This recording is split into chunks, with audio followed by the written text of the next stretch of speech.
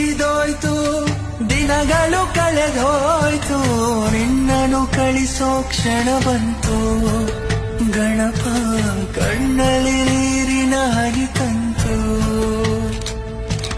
ಗೆಳೆಯರ ಬಳಗವನು ಸೇರಲು ನೆಪವಾದೆ, ದೂರ ಹೋಗುವ ಕ್ಷಣ ಬಂತು. ಗಣಪ ಬೀಳ್ಕೊಡೋ ಗಳಿಗೆಯ ಕೈ ಆಯ್ತು.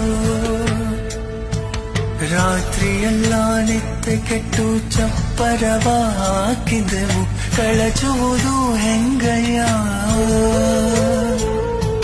ಪ್ರೀತಿಯಿಂದ ಪೂಜಿಸಿದ ಮೂರುತಿಯ ನೀರಿನಲ್ಲಿ ಮುಳುಗಿಸೋದು ಹೆಂಗಯ್ಯ.